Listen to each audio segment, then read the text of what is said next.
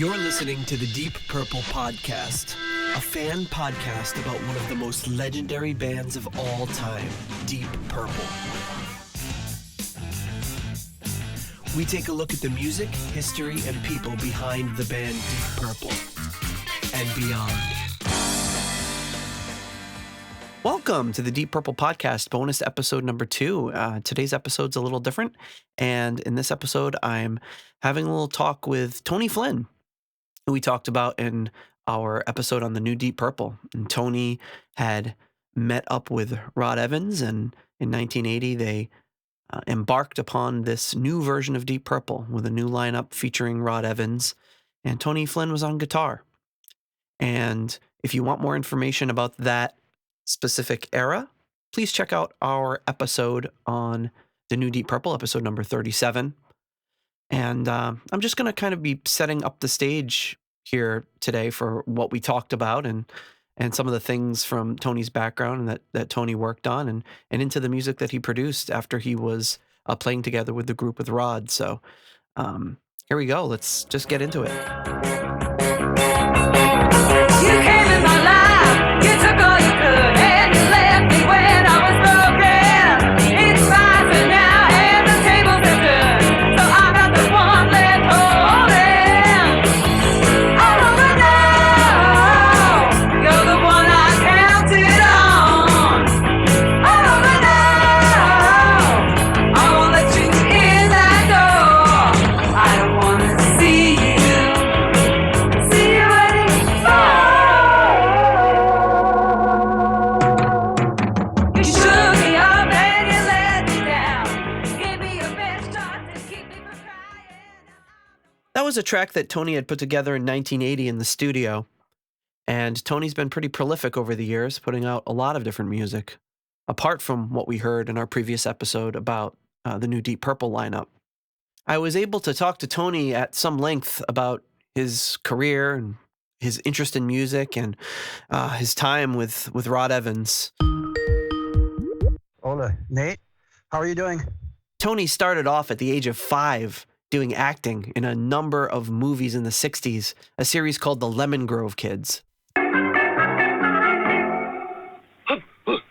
3, 2, 3, 1, 2, 4, 6, 7, 1, 2, 3. Hi, Larry. What you doing, Pee-wee? I want to get muscles so I can be on you guys' team. Fine. We'd be glad to have you. Though it's not necessarily a time Tony remembers fondly. It's about 60 of those kids' films, and it's just they edit and cut and give it a new title, and it was that time, And then it led into I was in my teens, and I had my band, and I'm singing these horrible songs with the Lemon Grove Kids, and it's just, all this crap's on YouTube. This is really bad stuff. I asked Tony about his early guitar influences, and the number one influence was no surprise. The obvious, the B.B. King. That's the killer.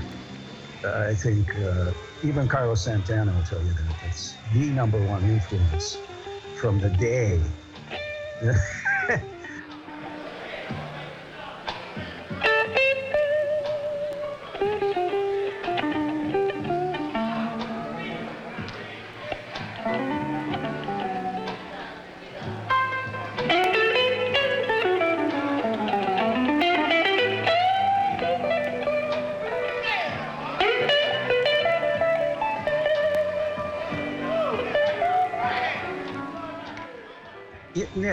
It's just you have to be real. And we would all go out and see Chuck Berry play, and the really big groups at the Teenage Fair and Hullabaloo. And I was living in Hollywood. It's another thing.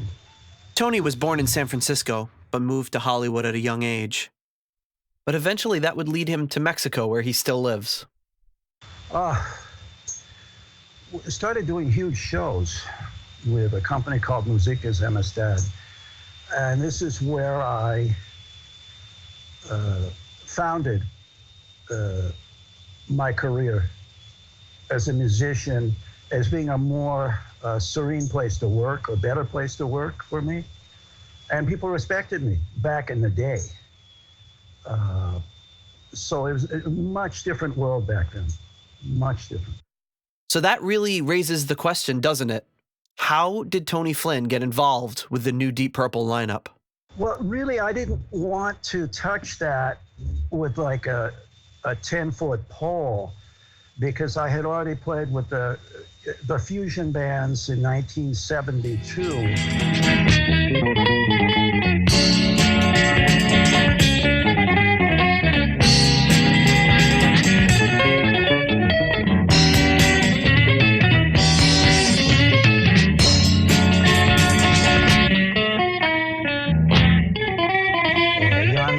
And all the groups from Hollywood, you do the little California tours, the trendy stuff. And I had blown out from the blues rock bands. Let's just go through a little bit through this.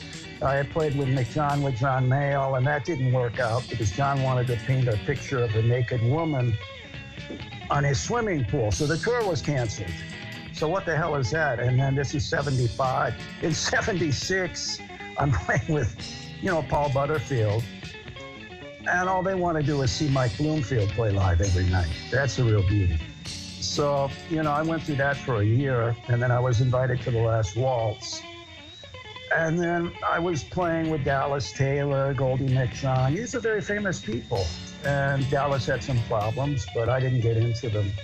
I had met, the Tommy Bolin guy at the Rainbow. But he was a big guy. I mean, he had some weight on him.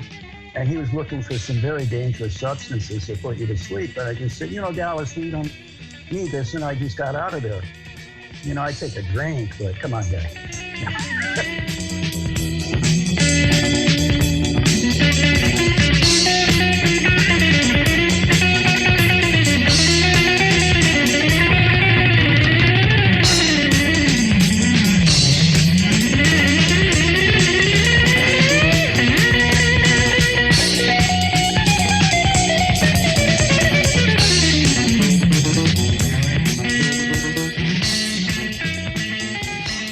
Well, before Deep Purple, there was one more very famous classic rock band that would have had its sights on Tony Flynn. I played in Steppenwolf for 3 years.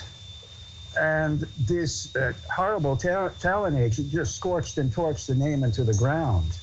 I don't know how many Steppenwolfs there were at the end. There could have been 2. And I was very depressed by that. And Goldie wanted this horrible fee. He wasn't in the group anymore to, use the name Steppenwolf. And that was my life's blood. Tony's stint in Steppenwolf would have led him to meeting Jeff Emery, who would later go on with him to the new Deep Purple.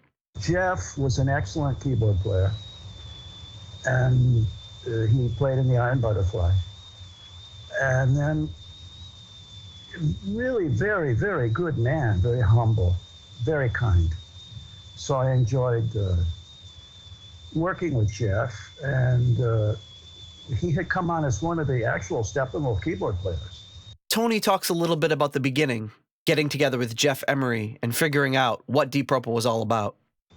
We're sitting around with all this career I had from 72 all the way to the year 1980. All of a sudden I get these album covers thrown at me in the living room of Jeff's house. And, we've got some really good bands, The Police, The Pretenders, the Doobie Brothers with Mike McDonald. Everything's been cut way down. Really beautiful stuff. Elvis Costello, stiff competition, the punk rock scene. And all of a sudden, I'm handed these 20-minute guitar solo, organ solo songs. I'm like, what in the hell? Where's the music? Where are the songs? We're going to die on stage. You have to cut this down to 6 minutes. If you do a reform group with Rod, the radio people were not kind. I mean, they would blast Tony Flynn, formerly of Steppenwolf, Rod Evans, formerly of Deep Purple. Then they would throw in Paul Butterfield Blues Band, too, just to do extra damage. I mean, the promoters went wild on the radio. Tony would have been one of the last musicians to ever work with Rod Evans. So, of course, I had to ask him, what was it like? Yeah, I did. He's very humble, very nice man.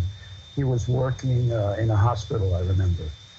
And he's just a very good person, very wholesome, eats food, he's not, he sings very well. He has a good, deep voice. I like that. And with that in mind, Rod was a very special person to me as a human being. And I met him, and we were tossing around the idea of if we do this, if we do that. And we came upon this abandoned name, which was Deep Purple, and I didn't want to touch that with a 9-yard stick. It was a very complicated matter trying to conceive of how they could bring Deep Purple back to the mainstream with a different lineup. The idea of using the Deep Purple name or the songs, because it was abandoned, not only was it dangerous, it was volatile. Because you're going up against groups with 3, 4, 5, 6-minute hit records. And you have to bring this group back to life. And then you need players that are at the level. You can't bring people up to this level. They have to be at that level. And then you have to advertise that these guys aren't in the band. I mean, Ritchie had Deep Purple, and then he got out of it, and he did Rainbow. He's an excellent musician.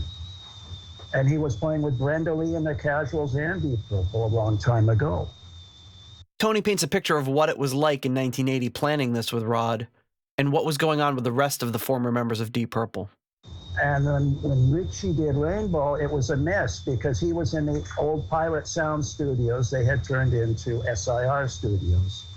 Whitesnake was in Japan with this keyboard player and this drummer from Deep Purple. So this brings up the legal questions. What was going on with the name Deep Purple? Who owned it, and who could use it? Tony weighs in on his and Rod's take on the situation. So the name was loose, and it was an legally abandoned name. And we said, well, we're damned if we do and we're damned if we don't. I mean, you're looking into a big undertaking, if we do this. We decided to do it. I don't know why, but we did it. So they did it. They got out there, they put their band together, and they began playing shows. Come on, everybody, clap your hands!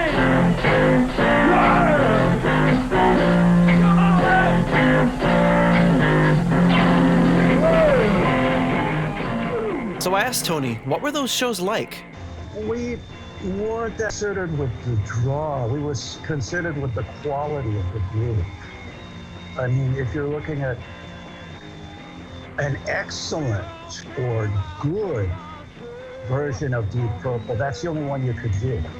You can't go out as a Deep Purple group and say, gee, I might come up to the level.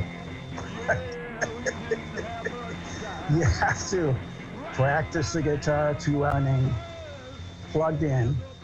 You have to practice scales 2 hours after that. You have to be on the phone. You have to manage this. It's another thing. It really is. And you have to drive. You have to set up a separate rehearsal facility. A shell. You're living inside a shell where it's just the families.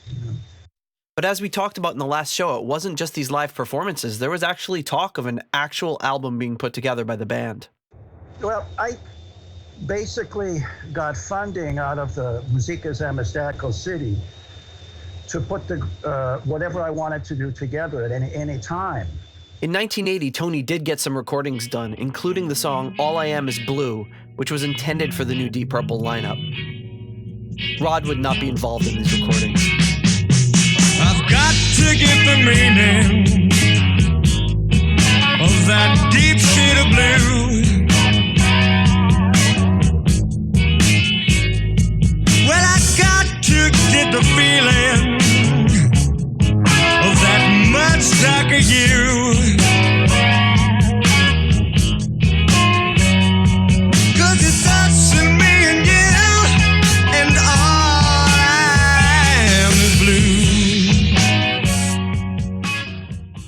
I have been warned about, this particular group, what the replications or percussions will be. Well, I got to know, no feeling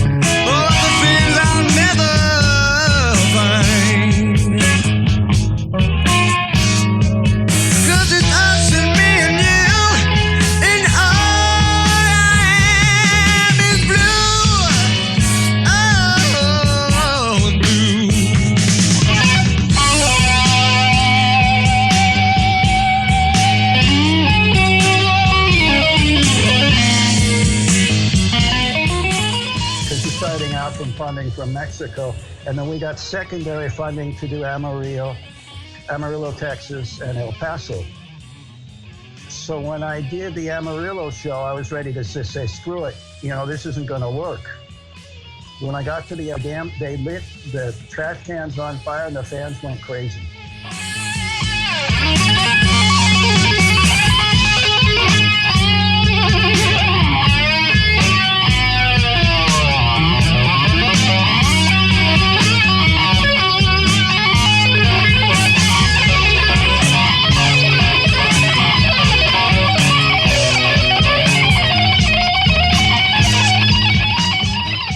So this was Deep Purple. We were going out and we were doing this. But I was very hesitant for like 3 months. And then it just took off. People wanted dates. The same promoters that were saying bad things were now saying good things. Everyone changed their story.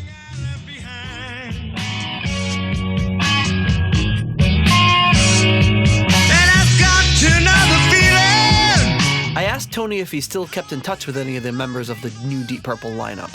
No, I really don't. Again, this is a group. This is not one guy on Skype. This is a whole group of guys. And it's a 13-person company that supports 13 people and all their families.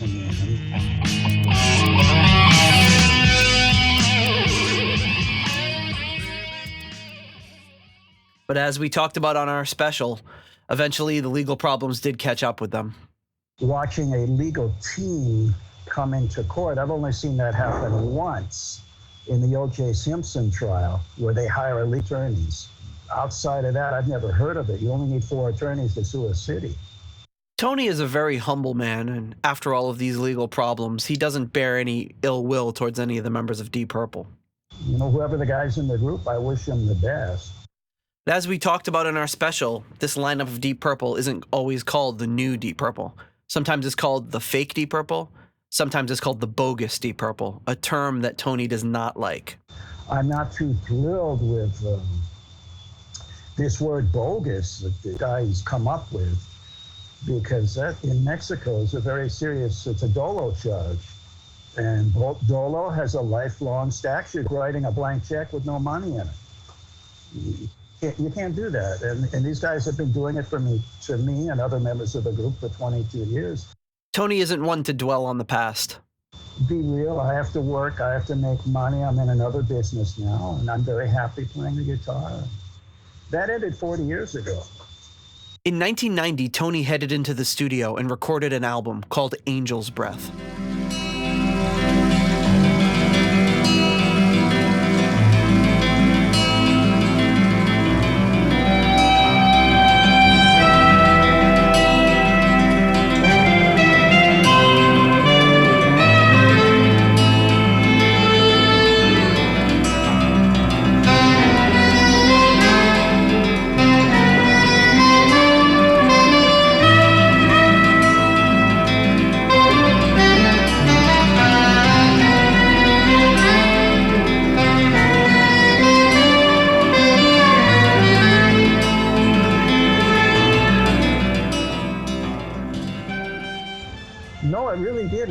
Curb was Dick Whitehouse offered us a recording contract.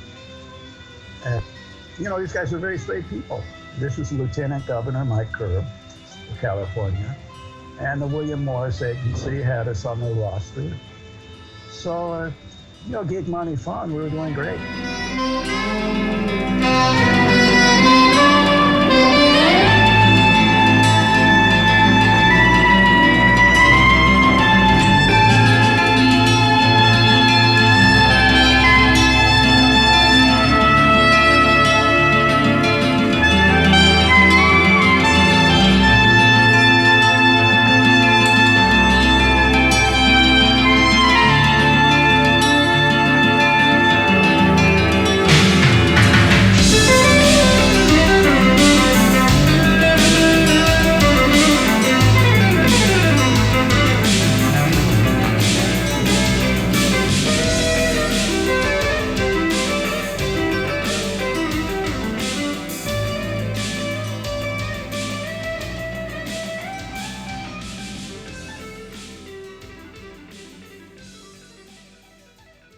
But I did have to take Tony back to the past a little bit. I needed to ask about Dick Juergens. What was up with the chainsaw? Dick,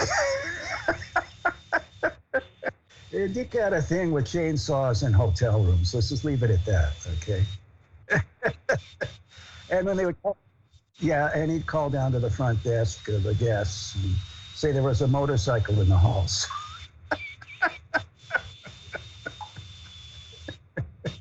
I mean, it was another time back then. We had just gone from rotary dials to push buttons.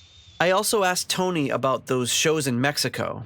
You can find them on YouTube, and it looks like they were pretty well received, though not without their fair share of technical difficulties. Well, you know, the generator was running at 40 cycles a second. So the organ was in tuning, playing a D chord when I was hitting an E. So I had to tune down live in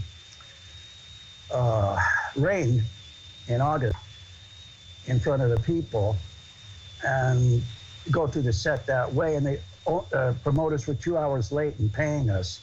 So that was a pretty weird show. If you do your research on the new Deep Purple lineup, you'll find a pretty wide-ranging set of experiences from people who attended the shows. Some are pretty negative, but there's quite a few that are very positive about the shows that they attended. But there were some good shows. I mean, we kept the name up. We could have easily destroyed the name, but we kept it up. Tony kept busy after legal problems caused the new Deep Purple lineup to break up. He kept in the studio and kept recording tracks, like this one, Someone's Got a Hold, recorded in 1980.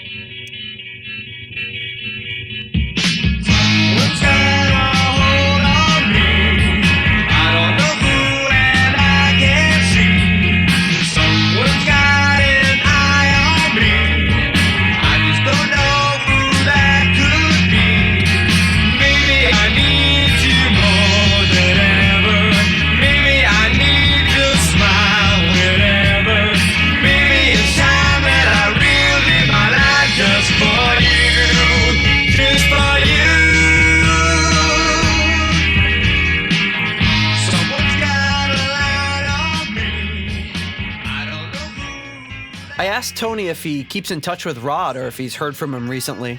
No, I really don't, and I respect Rod.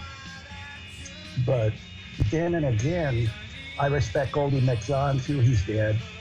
I was going to do an album with Goldie, and he passed away. Rod is financially secure as a respiratory therapist. He lives in San Francisco, and hats off to him. I'm financially secure. I'm living the doors in Mexico City. And I have my gigs. I mean, I have my jobs. And I handle money. And I'm very careful. But was there any talk of ever getting back together with Rod? No. I just comfortable. I'm very comfortable. Rod's very comfortable. We don't want to get involved in really getting back together again. I think it would be inappropriate, to be honest with you, with Dick being dead. A bunch of old guys getting together, play a bunch of old tunes. There's wonderful new stuff out there. There's Ed Sheeran, there's James Blunt, there's new guys, Maroon 5, there's John Hyatt, all songs. Beautiful stuff, alternative stuff. There's wonderful guys out in New York City, bands, party bands. They make a lot of money. You look at it from a financial view, the Broadway musicians, the banquet and party band guys in New York City working for the banquet companies, they're doing wonderful things. But I don't want to rehash an old rock group that, could go nowhere. It's just really crazy. It's fun. It's fun for a tribute, but, More on Tony's 1990 release, Angel's Breath. And I came back in 90, took Fresh Compact Disc. I had spoken to Jeff Emery, and he said there's this place that put Fresh's Compact Disc. It had dropped from $10,000 to $1,000. I said, well, I'll put my hand in my pocket for that. And I did the project. It took a couple months to record, but I wrote all the parts out by hand. I remember paper, and I still write out by hand. There was another record after that, but things didn't work out. I was meant to say, I think it was Amblin Disney was asking me to work for them, and I just started working with different people in the studio in the 90s. That was different.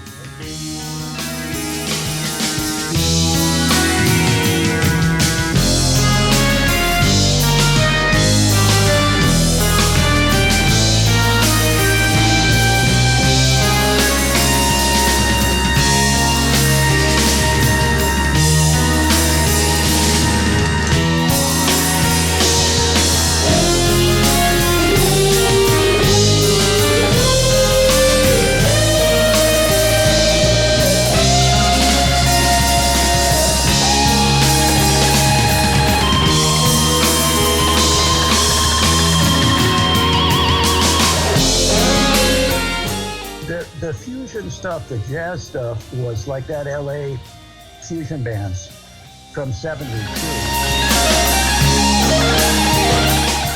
They're accepted in universities like USC, UCLA, upstate California, with those type of bands. They're very trendy, college-oriented times.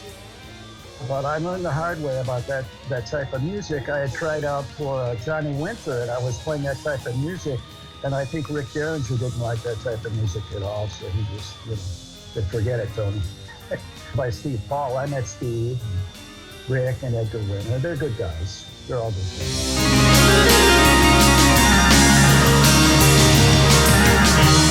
My guitar teacher, buddy Matlock, loved the music, and I got to meet Phil Pass and all the guys in that. That came to a abrupt end because you got to work, and I started meeting everyone from Elvis impersonators to anyone just looking for work, playing music. And eventually I found one straight guy, Goldie from Steppenwolf, and we were friends forever. I told Tony that some of his jazz fusion playing reminded me of another Deep Purple guitar player, Tommy Bolin.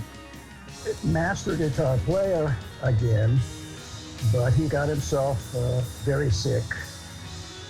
With salt and pepper, you mix the coke with the heroin. They'd start doing that at parties. And then, I've seen this stuff at parties, but I would never take it. It's just a drink. I was invited to John Miles' house, and they would have that stuff around. Drinking is fine. Some booze, eat some food first. Go out and have drinks at night. That song we heard earlier, Someone's Got a Hold, well, it sounded a lot like Rod Evans, but apparently it was not.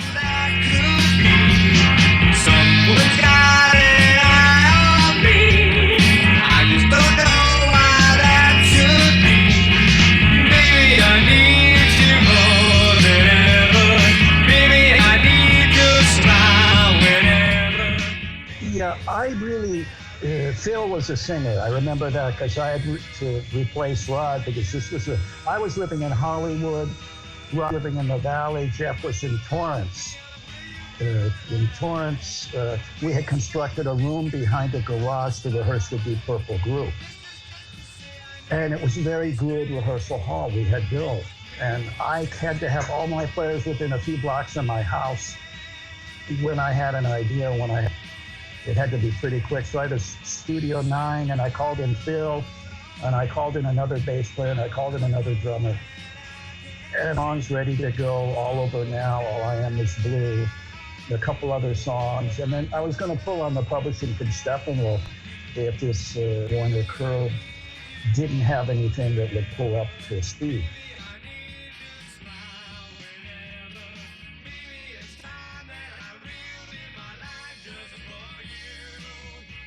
And there was another singer on that song from earlier, All Over Now. Ellen Mark, yeah, she disappeared. She sang with the Ohio Players, and then the song was ready to go. But for the Deep Purple group from before. So that was going to be one of the songs. Again, we had to cut everything down. 80 was another time. We had to cut all the songs down to 6 minutes when we played them live. Keyboard solo, one guitar solo, one drum solo, and that's it. 90 minutes. It was just another time. You're up against the police. You're up against the Pretenders. It was another thing, you know. The 20-minute keyboard solo with the guitar solo, edging that into the song was no longer happening. As far as all the jazz and fusion songs and all the more complicated stuff, well, Tony's keeping it a little simpler these days.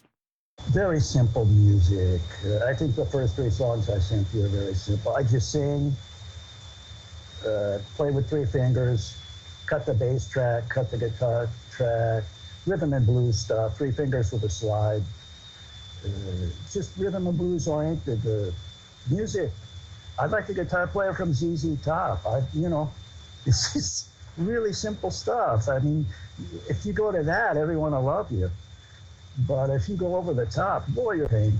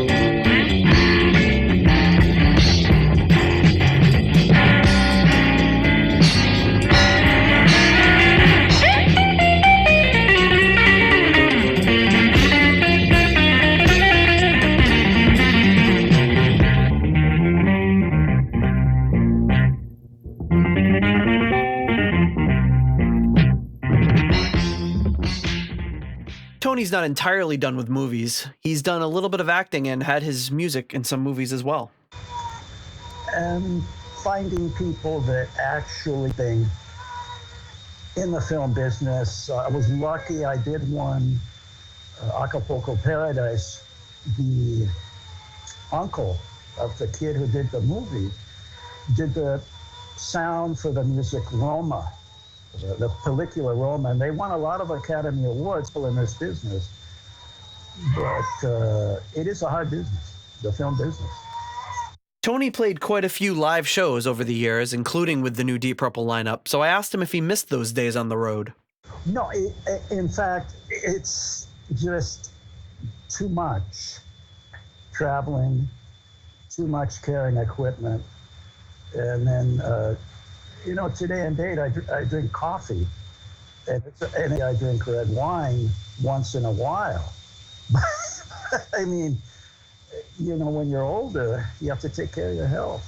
So it's another thing. The dates are further and further apart, and the Mexican economy crashed in.